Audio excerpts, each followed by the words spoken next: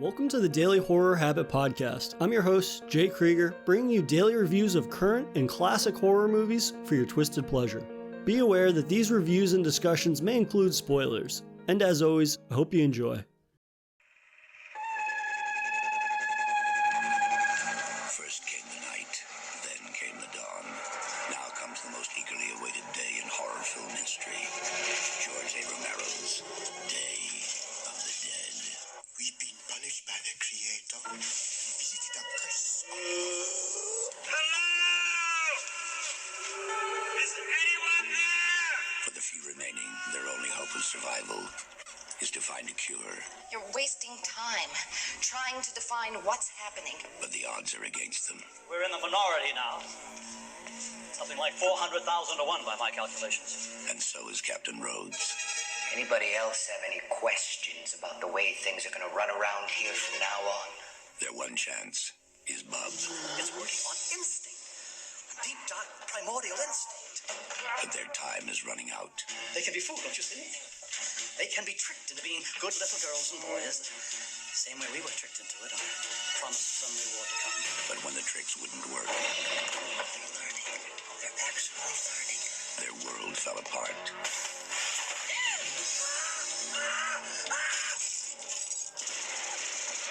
Day of the Dead. Extraordinary, isn't it? Welcome to another installment of my year-long Masters of Horror celebration, in which I'm joined by a guest every Friday to chat about one of their favorite films from our month's featured director. For the month of February, we're honoring none other than the late and great zombie godfather himself, George A. Romero. And today's episode highlights the third installment in Romero's zombie series, 1985's Day of the Dead. Following a small team of scientists who are living in a missile silo with trigger-happy soldiers who battle desperately to ensure the survival of the human race. But as tensions inside the silo begin to reach their breaking point, they realize that the actual threat is inside the silo with them. And to break down Romero's underground zombie film is returning friend of the show and BloodyDisgusting.com's video game editor Neil Bolt. Neil, welcome back to the show. Oh yeah, it's good to be back, Jay. I must say, it's feels long awaited in a way.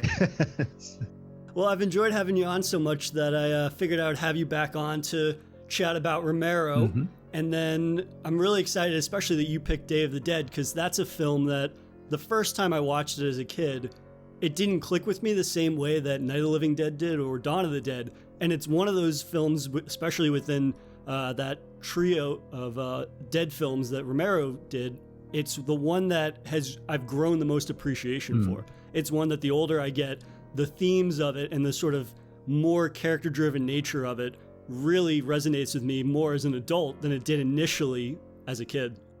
Yeah, it's definitely one that's had layers, and I didn't really discover it till teen years, and as I said, the trilogy was always on a loop on the DVD player at night, as a tool to help me sleep, as you to the point the rather violent sounding menu noises were pretty much my snooze button, if you will. It's just like you'd hear it. I dread to think what anyone walking by on a night where the window is open for, all they can hear is just this gunfire and screams just constantly going. Yeah, back then it was just this is nice. This is a very mean-spirited sequel where there's little hope, and that is always a thing that has stayed with that film, I think, throughout. But yeah, it's just gets more and more layers to it. I think it has more depth than I think people give credit for.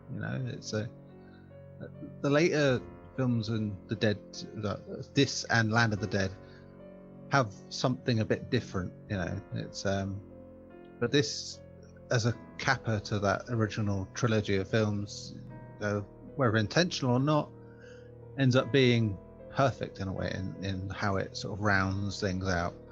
It's the end of the cycle of hope. It's the end of the cycle of trying to figure it all out, and the acceptance of we're done with this. We can't do anything about it anymore. Let's try and do what we can with what we got left.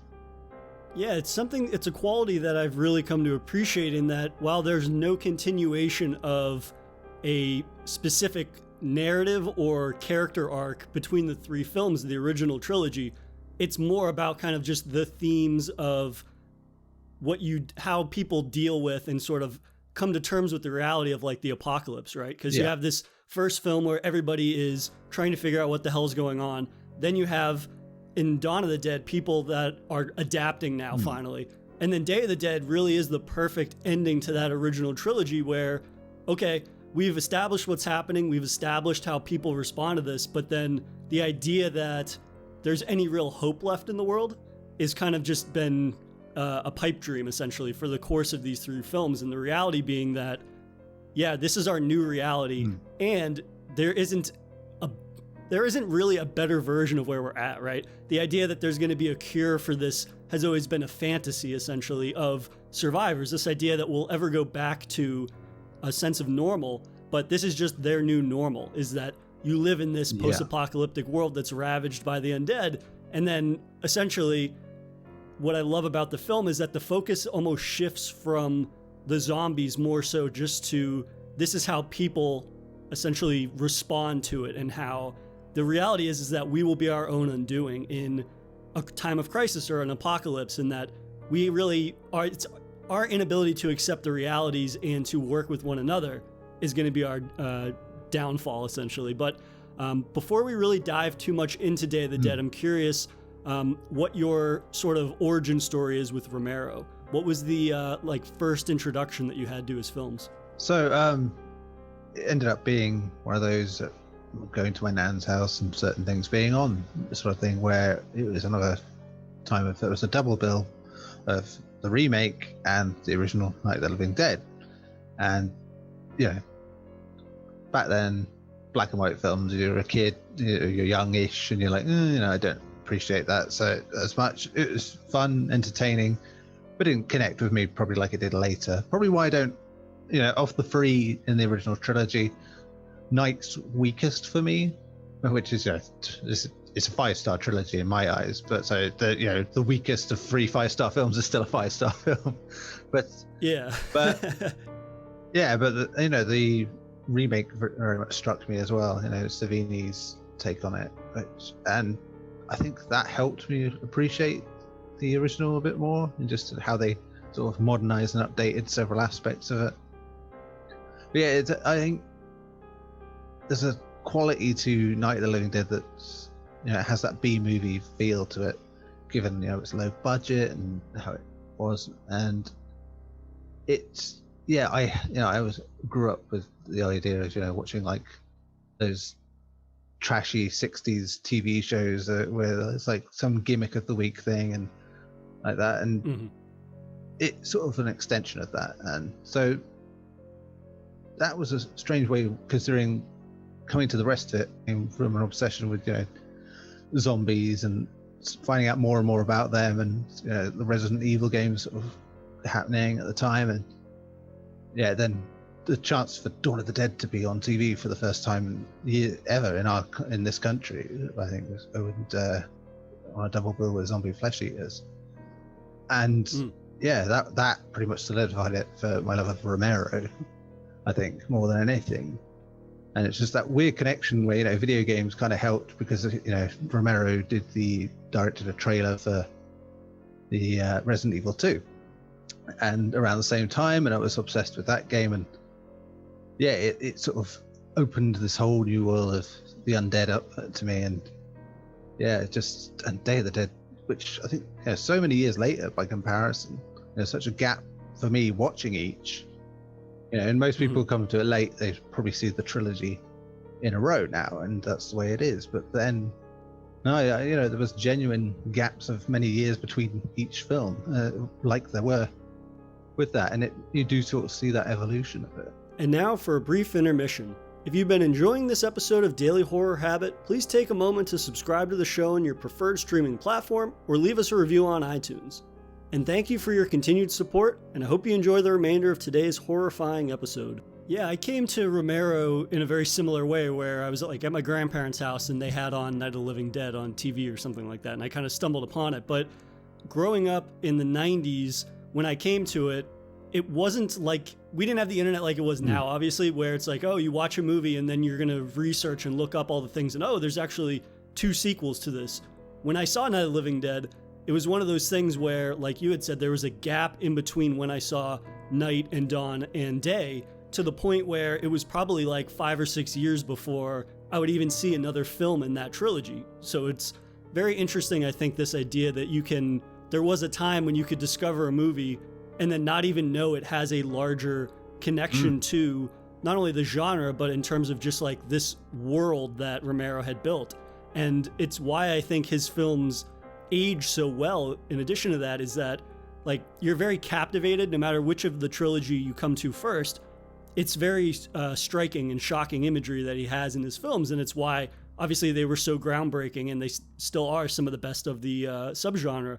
But at the same time, the more that you visit these films, and especially Day of the Dead, the themes in that really stand out more and more. Obviously, when you're a kid, that stuff goes over your head. Absolutely. But watching Night of the Living Dead as a kid versus as an adult or a teenager, you obviously begin to pick up on more of the elements. You begin to see themes and subjects that are raised in the film that you can relate to in a certain way. And that, for me, is why Day of the Dead, I'm so happy that you wanted to talk about this one, because it's one that I've really found to grow more and more my appreciation for it, just the older and older I get. Yeah, and it's, you can watch films a lot of times and not really come away. There's comfort films that you can watch, just slap on and go, that's fine. Didn't really learn much else from watching it again. I mean, as a case in point, Avengers: Age of Ultron. It's like, I watch it so many times. I've watched it more than most Marvel films, and it's a comfort thing. I like it, but I know it's not the greatest film in a lot of them. It really doesn't stay with me in a lot of ways that some of the others do. But something like Day of the Dead is just, as you said, it has sort of, it's an onion of a film. It has layer after layer after layer that you can find in it.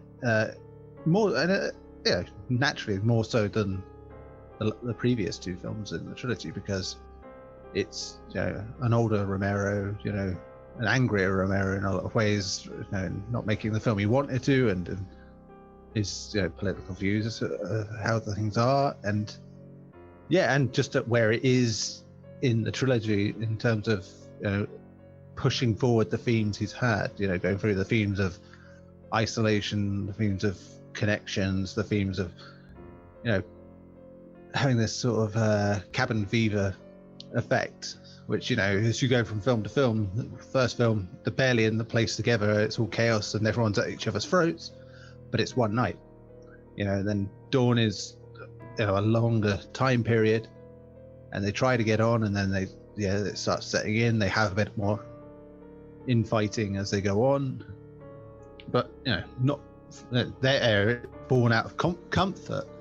They've got to the point where we're trying to pretend to be normal, and it's not really feeling right, and that's why they end up sort of at each other in a way, but not to the degree that you then get in Day, where everybody wants to be a bit normal, but they kind of accept that it's not, and so everyone's fighting their own little power struggles, trying to grasp that last scrap of power in a world that doesn't need it anymore. There's it shows in the soldiers, it shows in the scientists. They're all chasing something that doesn't matter anymore, and it takes the events of the film to sort of make that and realize that whether through realization or death.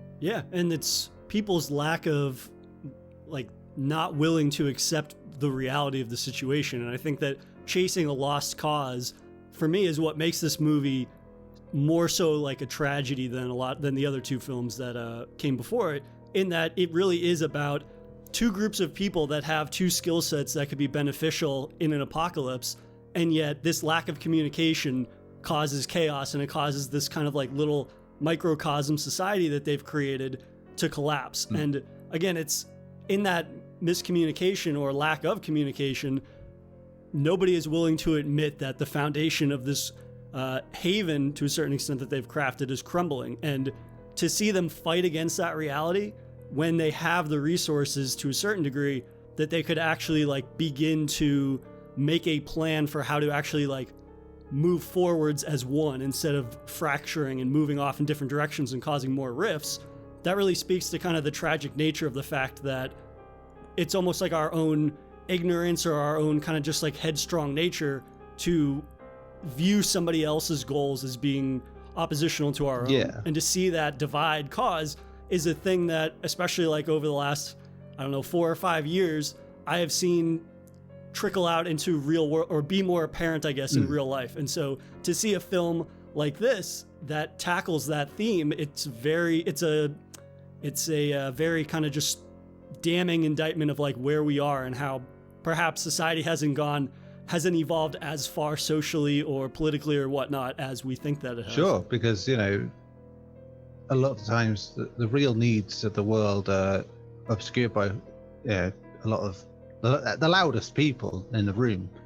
And when the room is only a few people left to really shout the toss, it's you know, they're going to get heard whether anyone else cares or not. And you know, you think of all these gimmicky science advancements we have which don't really benefit anyone, but they sound exciting, and you know, that's a very much a thing of the now and here and now, you know, where some new technology will come out or some gimmicky sort of idea comes out for something like that, and it'll be, oh, it's amazing. Everyone, you know, more so than, hey, we've discovered this way of stopping climate change being a problem, or, you know, no one wants to listen to the facts so much as this seems immediate and easy, and we're not going to think about the consequences of thinking this very granular thing through.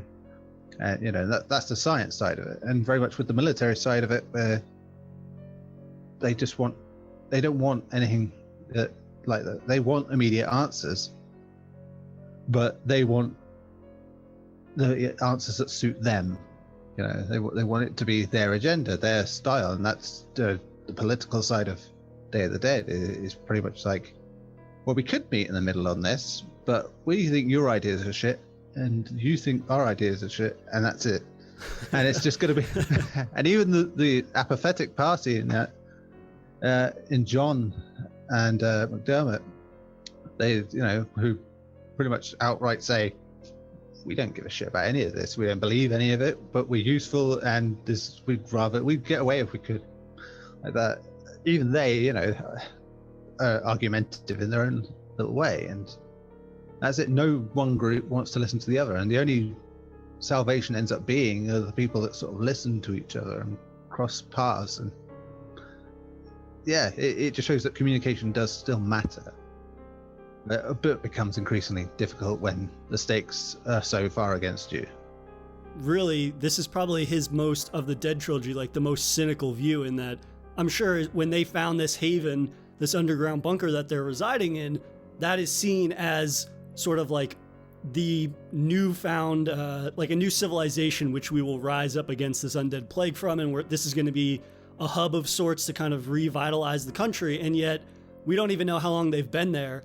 And it's this idea that essentially everybody is going to be reduced to almost like their primal instincts, right? And I think obviously the military in the film is the most literal depiction of that, where we want immediate answers now. We don't want to hear about things that could help in a month or a year or something like that. We want answers now. And it's interesting that Romero has essentially had that character type that was in the military leader, Captain Rhodes. Yeah. Essentially, there's been a Captain Rhodes in all of his films, right? There's always been this figure that has been obsessed with power, and as soon as they have that power challenged, it ultimately becomes the undoing of whatever sort of haven, whether it be a farmhouse, a shopping mall, or this underground bunker. And I think, for me at least, this is the film where the characters are given the most amount of breathing room to feel very organic to the situation. I mean, in Night, you have it being a single night, right? Yeah. And so you only get to know these characters under the most heightened circumstances. And then in Dawn, it's over a period of time where they can actually go from being like scared and terrified on the run to finding a haven, to then having like the mundane nature of what it means to actually survive, and struggling with the idea that it's easy to survive after a certain point. It's more finding a reason to want to survive that pushes you on. You almost end up in self-sabotage, as they do in the end of Dawn, where it's like they could have got away with it. They could have just, you know, had Flyboy just left it all alone. They would have looted the place and they could have moved on. But I think it was just that desire for action, which again bleeds through today. This need that some people feel like, well, no, what you're doing can't be the solution. So I feel I need to do something about this, and whether that's right or wrong, which usually isn't. Yeah. I love the setting in Day of the Dead 2, this underground bunker where we barely see the surface for a majority of the film, because it makes for the perfect setting for this sort of powder keg of tension that's building from the moment the helicopter lands at the beginning, when they've been flying 100 miles up and down the coast and they haven't found anybody, and then to the very end of the film when they finally do reach the surface again. I mean, it's obviously not lost on me that it's an overwhelming majority of the group are men. It's 99% men, and then there's the one woman in the group. And so that adds a layer of tension to it as well, right? And they even, when the soldiers begin to increase their rather strict martial law that they enact when the previous captain dies, who was a little more sympathetic to the scientists, and they basically are talking about court-martialing people because they won't sit down. Yeah. They even throw the implication at her of talking about, like, well, you're one woman, think about what could happen to you, basically, like threatening almost to like the sexual assault aspect to that. And that is just another layer to the film that adds tension, whether it's being a woman in an all-male group, or whether it's the reality, hey, we're running out of food and ammo. And it's a film that really utilizes that setting of it being super claustrophobic, being very, very dark, and it just serving the narrative in the film in a way that, while the other two films, I think the settings were great in that it supplemented, or complemented rather, the angle that he was taking with each of those films. For this, it's the same exact thing, and if anything, it's a more heightened version in terms of a zombie movie that doesn't have a lot of sort of like memorable, or maybe it doesn't have an abundance of zombie kills or zombie highlighting moments, like decapitations and things like that, as much as the other ones. But the setting of it really does heighten these tense moments between just two people or a group of people arguing. Yeah, and I can see why people find it to be a bit hammy and over the top in terms of everyone shouting at each other. But everyone's shouting at each other because nobody's listening. They are just, that's all they have left. The only way they can show they have anything in the way of authority is to shout at each other and make themselves heard over the other. And yeah, it's just, like you were saying, the dynamic there of who's expendable and who isn't, and who's useful and who isn't, and the frightening thing there is, again, the very military-driven way of thinking. Well, we're not going to give a shit about the science, so we can throw that away in a heartbeat, but we're going to have to kind of rely on the guy who can fly the plane and the guy who can fix things, and we might listen to the scientists who will, as they talk them around a corner, and it's a thing again that feels very relevant in terms of just we won't listen to logic and reason necessarily. And outside Frankenstein, the others scientists are a bit more reasoned in trying to think that we understand this is difficult, we understand that we don't have all the answers, but we need time. Like that. Yes, it's still a delusion that they need time because it's not there. They'll never get enough, and they never have enough equipment to ever make it work. And that's why they still hang on to the hope of finding someone else, and the hope that, well, if someone else is out there, maybe they can do it. Maybe they can help. And yeah, that ends up being more the hope of why they want to find anyone else, rather than, well, we just don't want to be in this situation. And they don't want to have the responsibility, any of them, I think, at that point. Bar Frankenstein, maybe, who's pretty much wound up in his own little world at that point.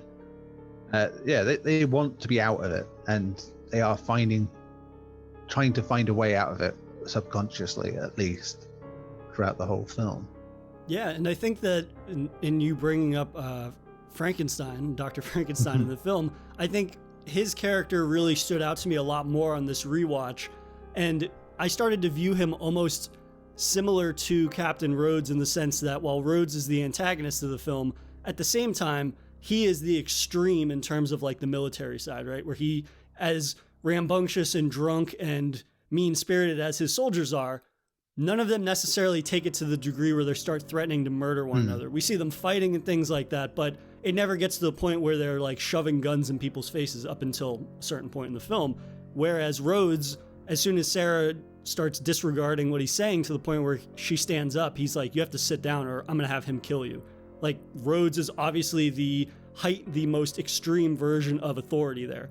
At the same time, Frankenstein is the most extreme version of the scientists, right? Where you have the other two scientists that aren't nearly as wrapped up in this Dr. Frankenstein experiments as he is, and they kind of like have certain realizations that he is starting to lose it. And of course, we're given more and more examples of that further into the film. They're like, some of this, we used to agree with the way that you were handling things, but now it's gotten to the point where you're cutting off zombie heads and leaving the brains and hooking them up to like electrons and things and triggering them so they move, when they're like, that's getting a little too you're going down a kind of rabbit hole that if you don't stop, like, you're no better than Rhodes to a certain extent, where you're just at two ends of the extremes and you no longer listen to reason, or you no longer are open to listening to other people's interpretations of things, or just the general direction they think that we should head in. Yeah, absolutely, that case.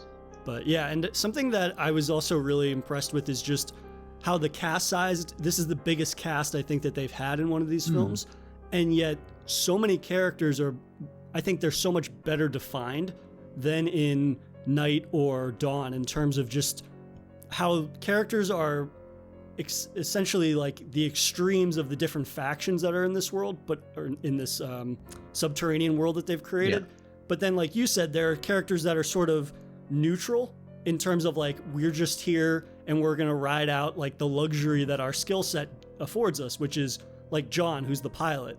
And so his ability to be like, I'm the only one that can fly, that gives him a certain amount of freedom and respect, essentially. But if he wasn't that skilled, he wouldn't have that respect or that status within this small community that they have. And so I think it's interesting that you have characters that are indifferent to the plights of both of those groups, the military and the scientists, and yet they're almost the extremes of being neutral, right? Instead of just sitting around and maybe like, I don't know, doing something that could benefit everybody or even themselves, they kind of sit around and just get drunk and hang out all the time, which doesn't sound too bad in an apocalypse if you can do that safely. But after a while, I would think that would you would maybe try to find something else to do. But I think again, they are the film's way of depicting acceptance of where we're at.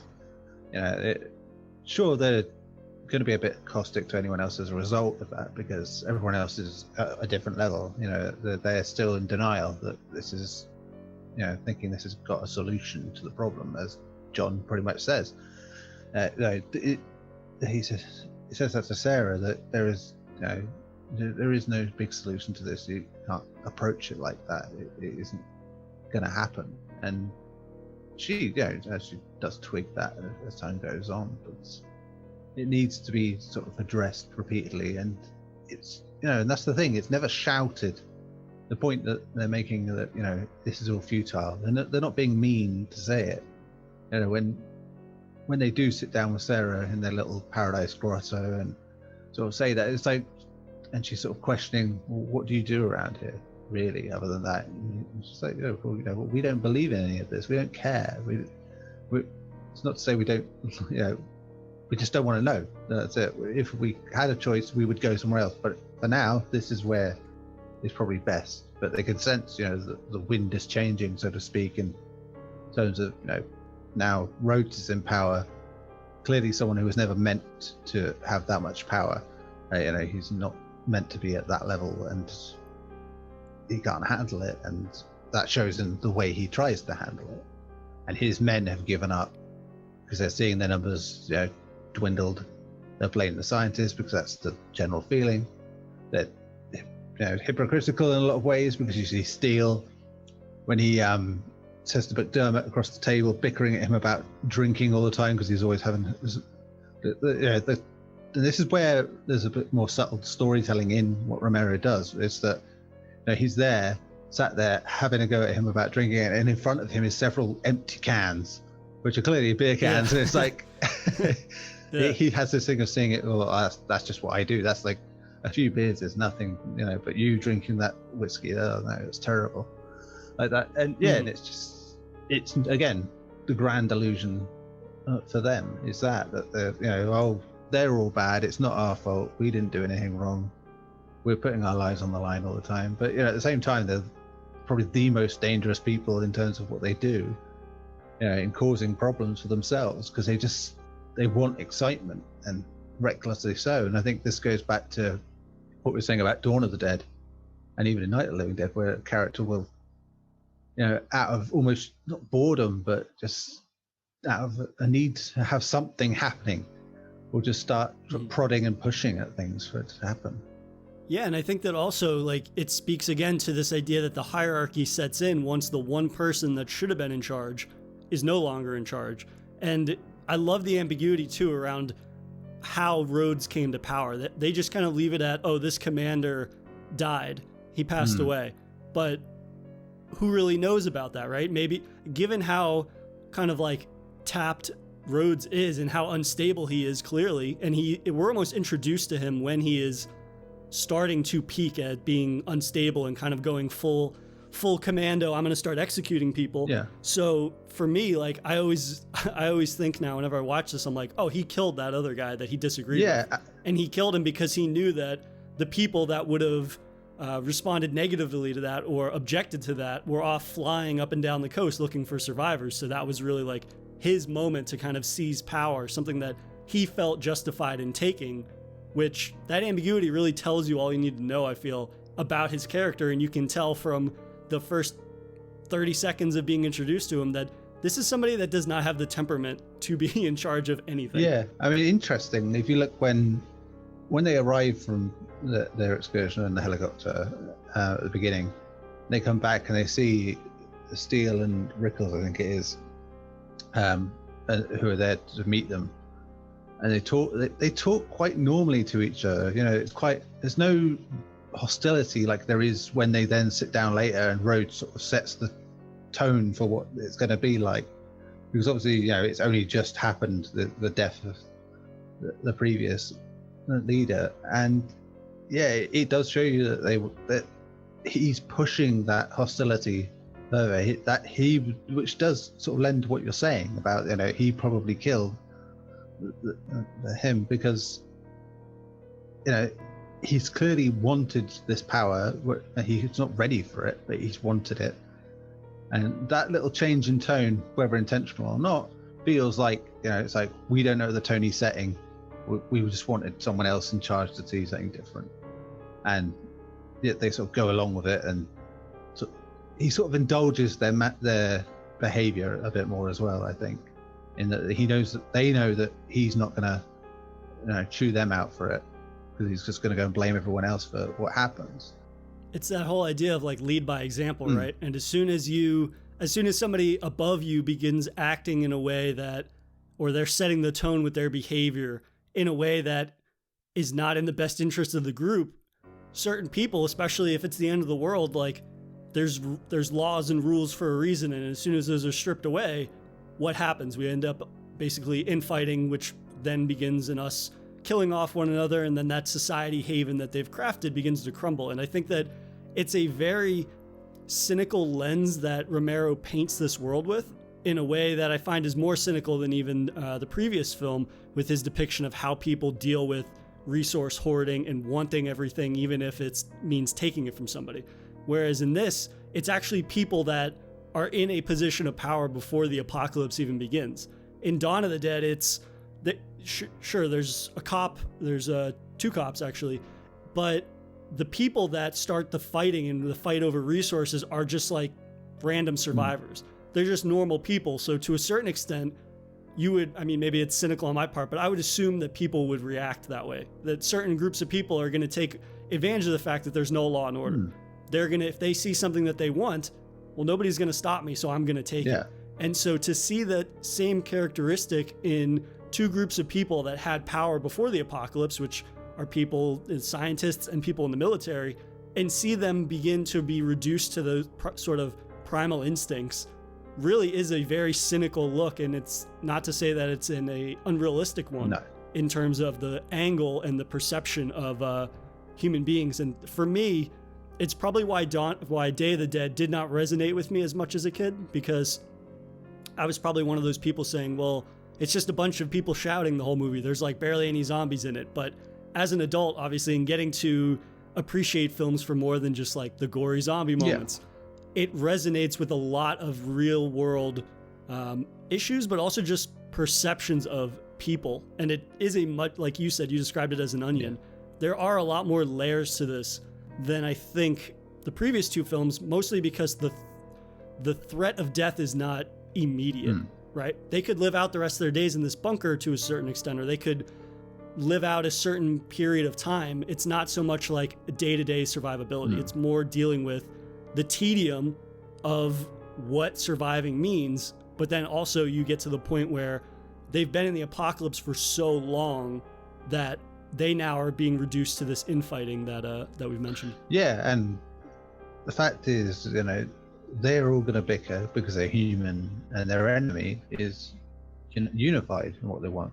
They want to come in, they want to eat them. That's it. That's all they will ever want.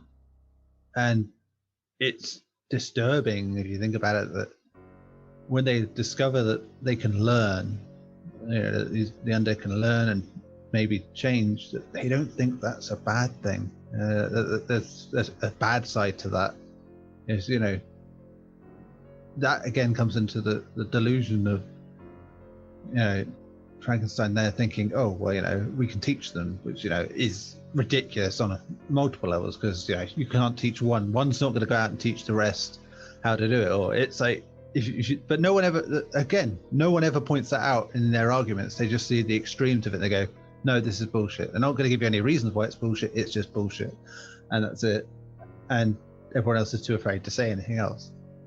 But yeah, the fact that, you know, and it goes into Land of the Dead in the end, if you think about it, in terms of how they evolve that idea of the undead learning, and that is what they should be afraid of. It's the idea that if they stop being just the things, the mindless things outside that want to eat you, and then they figure out ways to trick you or ways to get through simple barriers, then you're done for, because there'll be nowhere you can go. You know, it's like, and yeah, and that's what, you know, you get to land, that's where they've taken that for granted, you know, because they've lived with it so long in the background, they've accepted it, walled it off, and then when it comes knocking, you know, they're not ready for it again.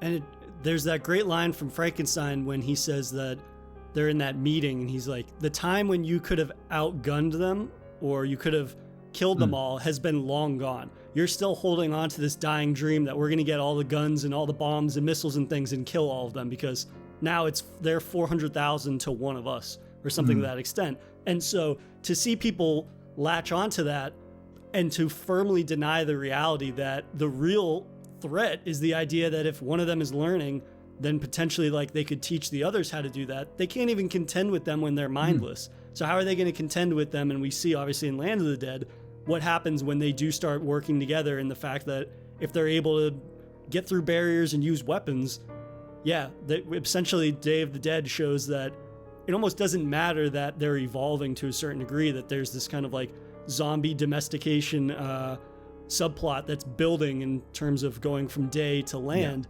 But it's more about that the fundamental thing that we keep coming back to is a lack of communication. If you don't have that basic human instinct still as being a part of like the social contract, nothing that your efforts in anything that you want to do, no matter what the plan or solution is going to be futile. And that really is like the more frightening part of this film. And what is, I think you put it this way, you said it was disturbing. Like that's the most disturbing part, because you might some people might look at this film and might say like, well, yeah, that's just that's an extreme example of miscommunication or a resistance to communication. But then when you look at the parallels of the real world and you see people in positions of power on a daily, nightly basis, you see it on the news or whatever, arguing about things that should seem like no-brainers because of whatever biases they have and things like that. You're like, well, the film is not so ridiculous anymore. The ridiculous part is the dead coming back to life. But considering Day of the Dead, like 75-80% of the movie is all about people and bickering and an unwillingness to come together in unity with one another. a majority of that film is not unrealistic. A majority of that film is not far-fetched by any means. It's more, I think it's why the film is so successful is that Romero is able to compartmentalize this social commentary and different just in terms of societal commentaries. It really is his ability to compartmentalize that into a zombie, into a genre movie. But then, of course, it's more than that. Just to say it's a zombie movie is overly reductive. And yeah. I mean, and that's the key thing for all of those films is that the zombies are part of it, but they're never, in a way that, I think I said this before, is that the, many modern takes on zombie things if they put zombies in the background to focus on the human struggle. The Walking Dead, for instance, does this a lot. The zombies became less and less and less of a thing, which is fine. You focus on the human struggle, but it's always the same kind of human struggle. It's like this team in power want to take over everyone else's team in power, and that's it. And everyone fights till someone's in power. Next bit, and in that, the zombies become the background to the point where they aren't the reason the problem exists anymore. They aren't the catalyst for everything that's happening, and that's where Romero's films are different. They understand that even though they aren't always at the forefront of everything that's going on, they are the reason everything is going on. Even if they're not there, it's the unseen enemy. No matter where you are, they are still preying on your mind and making every decision for you, whether you know it or not. And I think that's why I appreciate the film essentially being bookended by the biggest zombie moments in the film. Obviously, we get them sprinkled throughout the middle of the film, like when they're bringing in test subjects, but really that opening, which again is a fantastic just display of the evolution in Savini's practical work, of course. Like the practical work in this is gorgeous, even if there isn't necessarily as much of it maybe as in Dawn of the Dead. But the film opens with that. You get to see a variety. It's not just these gray-skinned zombies like in Dawn. We've seen an evolution in the makeup, in the practical effects. We see them with missing jaws, and we see reptiles mixed in with them. We see alligators, and then you see tarantulas crawling on their faces. But then in the end of the film, obviously, when they all are brought into the base, we get some of the best practical kills, I think, in the Dawn trilogy, in the Dead trilogy, naturally because of the evolution in that. But how do you think Savini's practical work plays out in Day of the Dead? Oh yeah, I mean it was instantly a response to, as they said, the whole thriller thing of making zombies look silly, and they wanted to change that a bit, and they are, a right leap ahead from what you saw in Dawn, in terms of what they look like. I mean, unless you grew up with Dawn in a way, the zombies are a bit daft. Let's be honest. Looking at them, they are just people in grey makeup, and that's fine. But that gets overshadowed by the other practical effects that happen, like the tearing and the this, that, and the other. Those are the things that you remember, not so much the zombies themselves in design, apart from one or two, which the standouts, like the one that adorns the front cover of that film a lot of the time, and the chopper zombie, the one that gets semi-decapitated. But yeah, whereas Day has so many of various kinds, from bub to the nastier looking ones. The one that appears just the titles come up with the jaw missing, as you said. There's everything dripping out. It's crazy. The alligator thing at the beginning is interesting, just using a live alligator, but the nicer that film looks, the easier it is to see it's got rubber bands around its snout so it doesn't bite anyone. And you think, well, which just leads to think of, well, how's it still alive? Right. I think too, not only are the practical effects used really well, of course, because of the evolution in that technology and kind of just the deployment of those things for the most bite for your buck, but in terms of the setting, right? The setting really complements it, because I don't know how I would imagine that there are less extras in this film than there were in something like Dawn of the Dead, where you could see 100 extras on screen at once. Whereas in this, since it's such a claustrophobic environment, it's an instance of doing more with less, right? You don't have to have 100 people, because you have this very creepy, multifaceted environment that I love. And I love how we explore every different environment with zombies in the second half of the film. You don't have to have them go above ground again and introduce a new environment with the zombies. We have them in the entrance, we have them in the main mess hall, and then it's like in the caverns. We have that whole chase sequence where the protagonists escape essentially from the military and they're running through and decapitating and brain shotting zombies. But it's the way that they really present that environment with the zombies and showing the zombies essentially like overwhelming them that I think makes those kills a lot more memorable in this film than in probably the ones that preceded it, just because there are, well, I don't know about comparing it to Night, but obviously the practical effects in this are better just in terms of like, again, that evolution of abilities and deployment of those. But the kills are so much more involving in this, in the way that I think in Dawn it was much more kind of just like, yeah, you see a little bit of skin get ripped off of a forearm or something like that, and then and like you said, the kind of gray makeup. Yeah, especially in that finale in Dawn, you know, it's messy in terms of just there's a lot happening. They jump back and forth between people.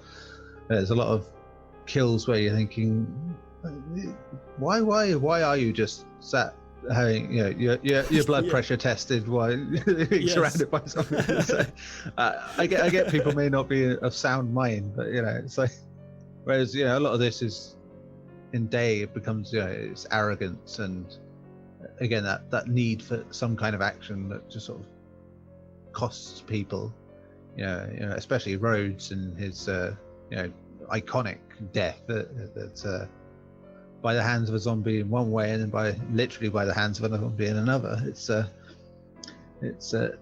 very fitting sort of little death for him. And I think that there's a certain level of irony to all of the deaths in Day of the Dead, in that, especially the soldiers, right? They're supposed to be the ones that are in charge because they're the ones that are built to handle this apocalypse. And yet I always think about that one soldier that is laughing throughout the film, and he's like Steele's buddy essentially, and he's laughing throughout the film, and I always interpret that for the first half of the film as like, yeah, he's not taking this seriously, probably because he's like half in the bag or he's stoned the entire time and he's not treating any of this like reality. But then it's really disturbing when he finally gets jumped by the zombies, and even when he knows he's about to get killed, he's still laughing the same way, as if this is not real, as if this is not a reality that he's in. And so to just show that that's not somebody that is actually like taking this whole situation lightly or has written off the idea that like anything could ever hurt them. It's somebody that's cracking up. And to never focus on that or dedicate a lot of scenes to that, like having an instance where that particular soldier maybe like has a major breakdown or something. It's kind of just very subtle, and like you had mentioned, it's a small little moment throughout the film of him just like laughing, treating everything like a joke, to then in the final moments of his life, he doesn't change his behavior.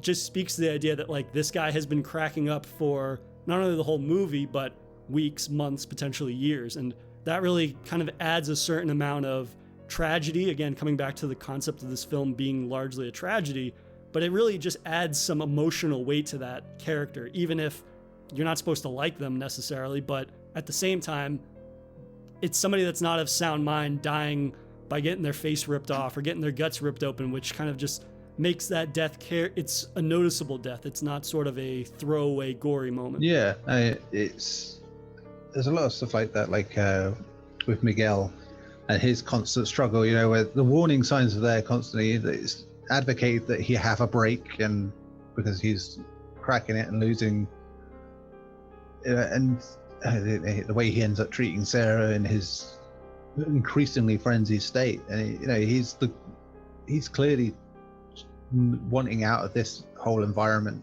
any way possible. He's suicidal at that point, more so than when he loses his arm later in the film. And yeah, you know, he is ultimately, by not caring for him and again not communicating as a group, and that he is their downfall, because he goes and takes them all down with him. Yeah, he's one of those characters throughout the film that I almost have the most I don't know, the least amount of sympathy for, just because everybody is in the same boat, and yet he is one of the military guys, but supposedly he has a romantic relationship with Sarah, and yet he basically treats her just like an object the whole movie. And it's like, and nobody is happy about the situation they're in, but it's very interesting to see how certain people react to that and who they choose to lash out at. Yeah. And his character is one that I think has always rubbed me the wrong way because of that, right? He's got this person that he essentially has seeked out to have a relationship with, and yet he blames her for everything, right? Which is not necessarily a new depiction of men in power with women, but it's just this idea that the person that's responsible for all of the problems in his life, he attributes to her, who is probably the only person there that actually like gave a shit about him, because clearly the soldiers don't, because his boss is like,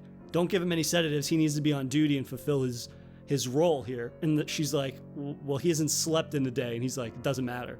And so for him to lash out at this person that is trying to argue on his behalf of like what he needs to be effective or to be sustain a certain quality of life, like that's very telling of that character and how the situation affects everybody differently. But to a certain extent, everybody has a choice in how they choose to react in the situation. And I think, again, you mentioned John and McDermott are the two characters that are like, we don't care about what's happening here.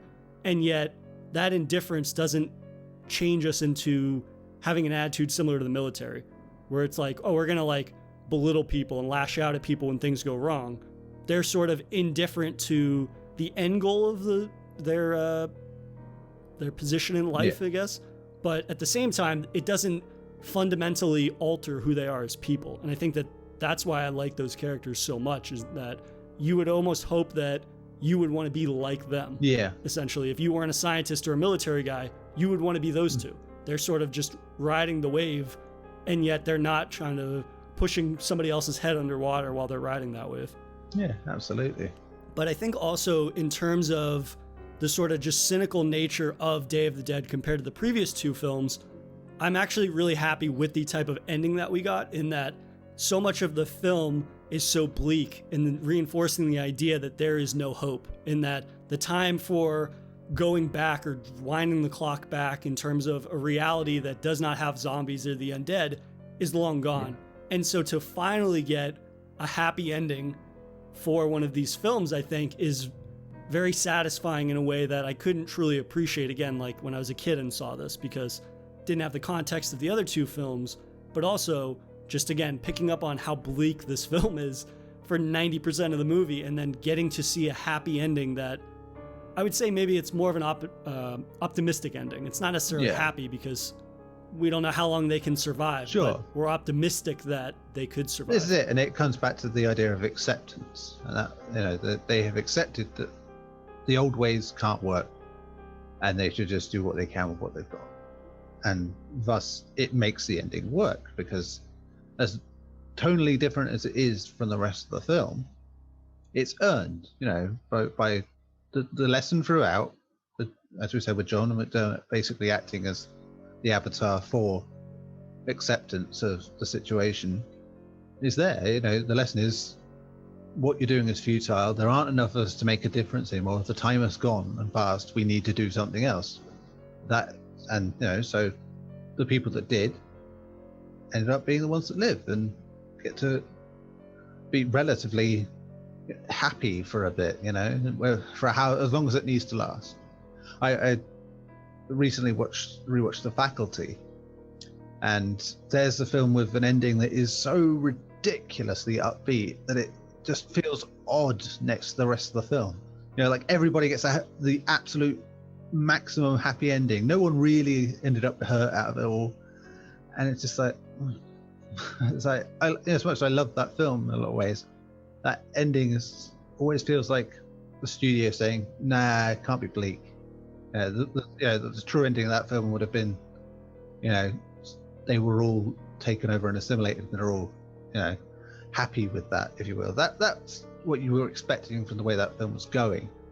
But yeah, that's an instance of, you know, where a happy ending isn't really earned in a relatively bleak film. And whereas this is, it's, if it was just relentlessly bleak, it would have been like that. It is just not holding on to the old things, and that's the best part about it. It just keeps that message consistent throughout.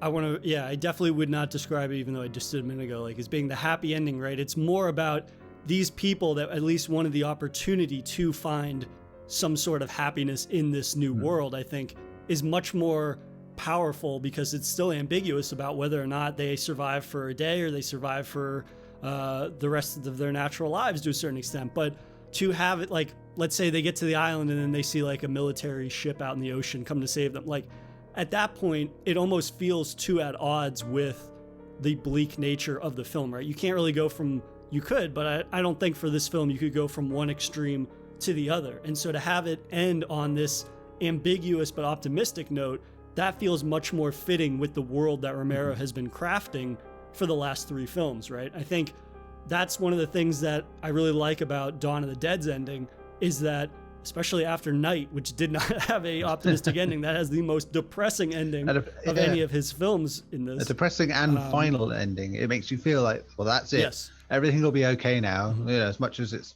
bad things have happened, they've solved the problem. And, you know, as it seems to tie in later, it clearly didn't. It was just the beginning. And something that I really like about Day of the Dead, even though it's not a continuation of a specific narrative or characters, it's still a continuation of the world and where the world is at that he's crafted, this undead world. But also there's just that very sort of brief connection where Dawn ends optimistically, where the helicopter is flying off, and Day of the Dead, it's obviously not unintentional that it picks up with a helicopter, again, landing and searching for people. And so even though it's not a continuation of character arc or any of the characters from Dawn returning, it's still the idea that it makes you think about Dawn, and you're like, well, that couldn't have been a happy ending because it's an optimistic one. It's, if they did escape and they didn't run out of gas immediately, perhaps they just flew up and down the coast for 100 miles in every direction and never found anything. Or maybe they found another civilization or something like that. And so I love that Romero has the restraint that he doesn't give audiences an ending that some might be happy with, but also at the same time, it's one that's very true to the world and the unknowing nature of this zombie apocalypse. We don't get the happy ending, we don't get a sad ending, and we just get an ending that it says, this is their journey that they went on, and you can either agree with the choices they made or not, but at the end of the day, it doesn't necessarily solve all their problems, or they're not necessarily 100% vindicated in the choices they make. They just made choices and they've worked out so far for them. But in the apocalypse, you can't think about long-term. You can only think about short-term happiness or short-term safety. This is it. I was going to say, you know, it was interesting. It's the first time I rewatched this since seeing Joe Pilato, who played Rhodes. Actually seeing him in something very different, playing a nice guy, if you will, in a low-budget film made by a bunch of the Dead bunch called Effects. And yeah, which is basically about the shooting of a low-budget horror movie, and it becomes a bit of a snuff movie, and Pilato ends up being like the center of it all unwittingly.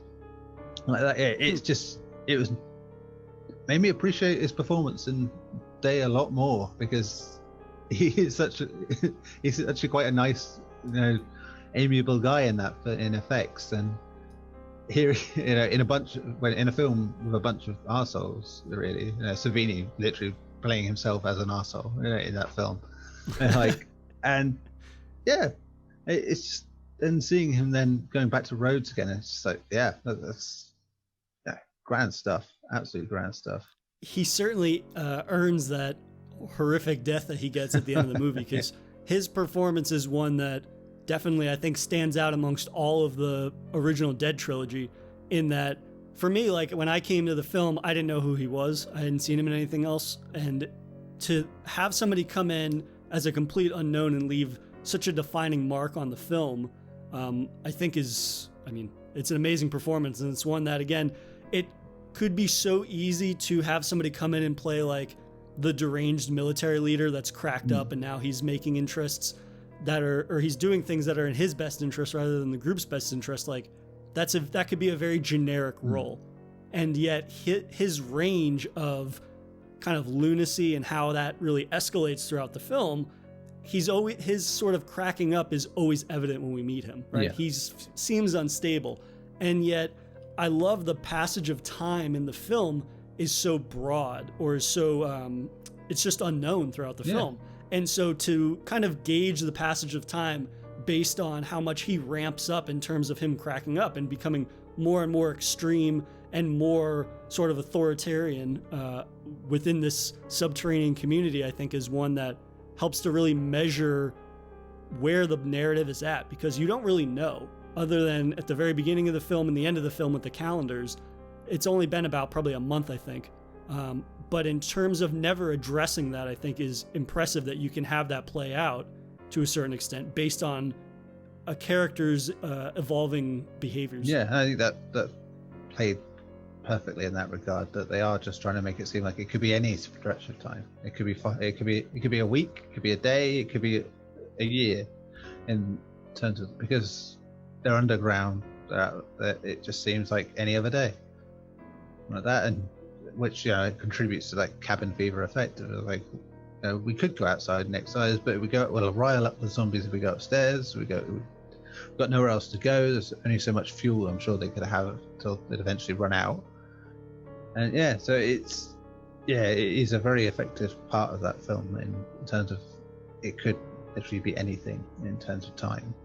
The indefinite house arrest zombie apocalypse film. Romero continues to redefine the subgenre within subgenres. But yeah, I think that I'm glad that you picked this film for us to talk about, because it's one that I think probably gets the least amount of love in terms of that in the conversation of that original trilogy, right? And I think that it's very easy to, again, as you mentioned early on, like to cast any sort of criticism on any of those films is done so with the reality that these are 3 5-star films, right? So it's, when you cast some sort of judgment or critique, it's like, that's very valid, but at the end of the day, they're 5-star films. So it's like, you have to take everything with that in mind.